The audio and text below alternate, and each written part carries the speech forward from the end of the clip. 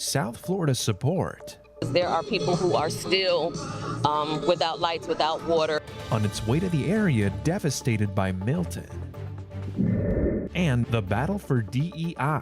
I feel that it can affect my major in education. Taking on the state government. These stories and more coming up on Newsbreak. I'm Julian Davis. And I am Alonso. Today is Tuesday, October 15, 2024. Live from the Lee Caplin School of Journalism and Media in North Miami, this is Caplin News. Supplies from South Florida getting packed up and sent to the areas hit hardest by Milton. Time after time, other communities had our backs when storms have hit our area. And as Caplin's Julian Lescano reports, many of our neighbors are returning the favor. The city of Miami Gardens hosted a Hurricane Milton relief drop-off located at Norwood Park in Miami Gardens. It began on Friday, October 11th and is concluding Sunday, October 13th from 1 p.m. to 5 p.m. The event is led by Miami Gardens Councilman Reggie Leon and State Representative Ashley Gant of Florida House District 109. Following Hurricane Milton's catastrophic impact along Florida's west coast, one Florida community has come to the aid of those affected the most. I mean, it's very significant because there are people who are still without lights, without water, the basic necessities. So even though we were just kind of hit with, definitely not as bad as Helene in the other areas, being able to come together and do what we can to support people in other areas who were definitely hit a lot harder. Councilman Reggie Leon stated that he wanted to make sure unfortunate communities, especially communities affected the most, such as Tampa Bay, do not get overlooked. The turnout is great, as you can see. Like, this was definitely, because the hurricane just happened, this was put together last minute, and the turnout is amazing. We've gotten a lot of supplies. My chapter is just one chapter who's, coming to help and support and donate diapers, sanitary items, hygiene products, things that, like, the basic necessities that people don't have access to right now. The most memorable part of this event is the community coming together collectively for a good cause to bring awareness to the situation in Tampa and seeing that everybody's coming together to lend a helping hand. In Miami Gardens, I'm Julian Lescano, reporting for Caplin News. Trash washing up on the shores of Palm Beach County after Hurricane Milton. Beachgoers report blocks of yellow construction foam on the beach in every direction you look, and it started last Friday. Volunteers with one beach conservation group spent the weekend cleaning up the beach, filling more than 100 bags of trash.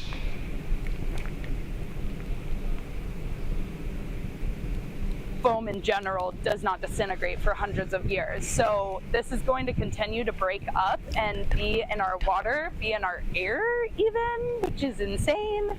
Our marine life is going to continue to consume it, and also we are when we go enjoy the ocean. County crews have also been out there clearing debris. One person is dead and another injured after a plane from Miami crashed outside a home. The crash was yesterday in Savannah, Georgia. Police said that no one on the ground was hurt. However, a passenger on that plane was sent to the hospital after sustaining minor injuries. The National Transportation Safety Board says that the aircraft departed from Miami and was on its way to Savannah when an emergency was declared. The NTSB and the FAA are currently investigating the cause of that crash. Diverse communities in Florida are trying to move forward without the support of state-sponsored DEI initiatives. Caplin News reporter Simon Pumai has more on the story. As students are coming back to school this fall, it's looking a little different. Last summer, Governor Ron DeSantis signed Senate Bill 266 into law, reforming Florida's higher education system. We are finally starting to see its effect a year later. The passage of the Anti-Diversity, Equity, and Inclusion Bill affects many students going back to the classroom, especially those with majors such as psychology and political science. I feel that it can affect my major and education in particular because I won't have a broader point of view on everything that I'm studying. Because of Senate Bill 266, professors have to be a little more careful about how they teach certain topics in the classroom. So one of the things that we ask faculty to do is to present the evidence that is used to draw conclusions. And you do that in any discipline, including psychology.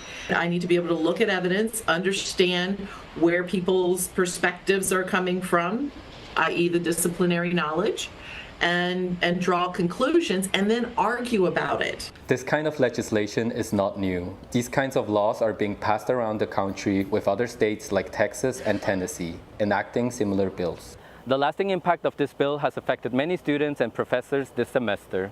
We will continue to see how this affects students and their education. For Caplin News, it's Simon Pumay. Young and Venezuelan, thousands of the country's Zoomers find themselves navigating life in the U.S. after their families fled from a dictatorship.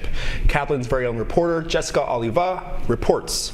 Political tensions in Venezuela have forced many residents to leave their homes and start over in South Florida. For one Gen Z immigrant, leaving Venezuela was the only option for her family. Now, she reflects on the situations that prompted the move. We moved to the United States 5 years ago. We struggled with insecurity. Family members were kidnapped and we were chased at gunpoint several times. Venezuelans make up about 1.3% of the total U.S. foreign-born population. Approximately 545,000 Venezuelan immigrants out of 44.8 million total immigrants as of 2022. There have been waves of Venezuelans coming. The wave that came before Chavez is a more established wave. I mean, Venezuela always had a relationship with Miami. When Hugo Chavez came into office, at the very beginning, Venezuelans believed in him and voted for him. But very quickly, sort of as what happened in Cuba, many Venezuelans realized that this gentleman was not what he said he was, and he started doing certain things, of course, that frightened a large segment of the Venezuelan population. The political history in Venezuela also plays a significant role in understanding its current conditions and emotional impact on South Florida residents. As political turmoil continues to torment Venezuela, young immigrants like Victoria hold on to the hope of a brighter future, both for themselves and their homeland. From Caplin News, this is Jessica Oliva. And the Panthers are hitting the road in Boston for a rematch of opening night. That's still ahead, and so is this story. We learned with Clipper and the habitability of Europa, this is going to pave the way for the future, for future missions to Europa and elsewhere in our solar system, where we can search more directly for life. An out-of-this-world unmanned mission to visit Jupiter's moon. Stick around, Newsbreak will be taking off in 2 minutes.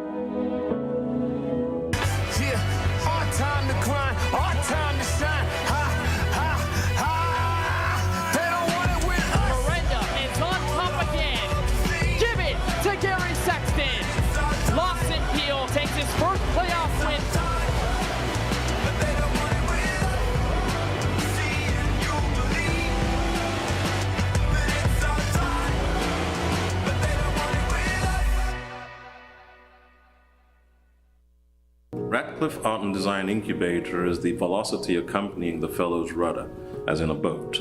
Unless there is movement or action, the planned direction is of little consequence. We encourage the creative ideas into action, and from the experience of doing, we critically assess the feedback, adjust, and set out to rediscover the potentialities of an entrepreneurial mindset.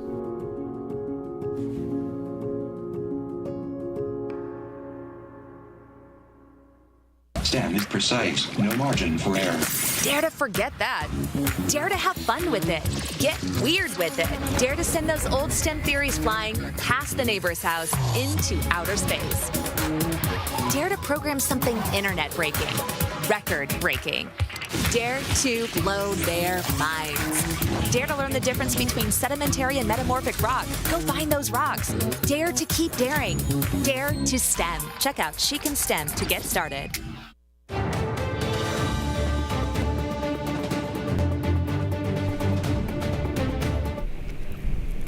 NASA embarks on a moon mission, but this time it isn't Earth's.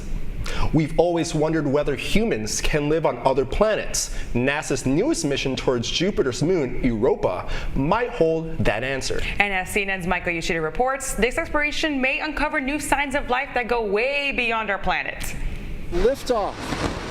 NASA's Europa Clipper spacecraft is heading towards its namesake, Jupiter's moon Europa. Launched aboard a SpaceX Falcon Heavy rocket from NASA's Kennedy Space Center in Florida, the spacecraft is NASA's first to be dedicated to studying an ice-covered ocean world in our solar system. Given everything that we've really learned about necessary conditions for life, Clipper is going to tell us if Europa has all of these ingredients for life. Clipper will look at the ocean beneath Europa's thick ice shell. The moon's ocean is estimated to have 2 times as much liquid water as the Earth's oceans. We have 10 science investigations that are designed to examine Europa, this incredible icy ocean moon, from every different perspective and to give us great insights into whether this could be a habitable world. The mission has several big challenges. One, just getting to Jupiter, with the spacecraft traveling some 1.8 billion miles. Once there, the planet's complex gravity fields and powerful radiation have to be dealt with, as the Clipper does flybys of the moon.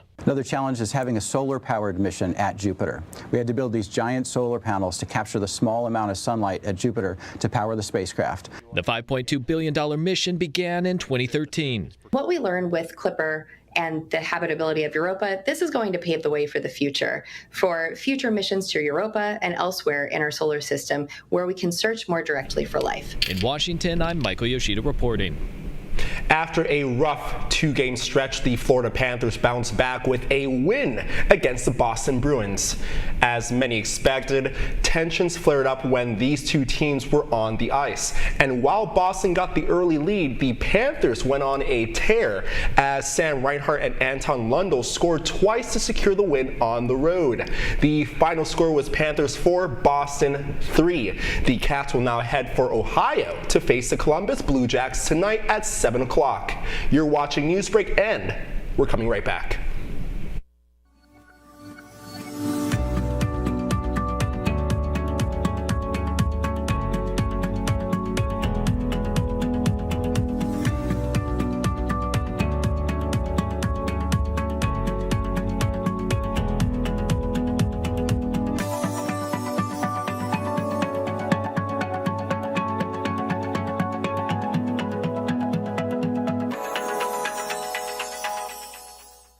See us dream. See us remember. See us protest. You matter. Your feelings matter. Your identity matters. Everything about who you are matters. See us fight back. See us rebuild. See us shatter stereotypes. See us inspire. See us united. See us now. There are 16 million children struggling with hunger in America. That's 1 in 5 daughters, sons, neighbors, and classmates who don't know where their next meal is coming from. Yet billions of pounds of good food go to waste every year. It's time we do something about it. Feeding America is a nationwide network of food banks that helps provide meals to millions of kids and families in need. Visit feedingamerica.org to help them feed even more. Together, we can solve hunger. Together, we're feeding America.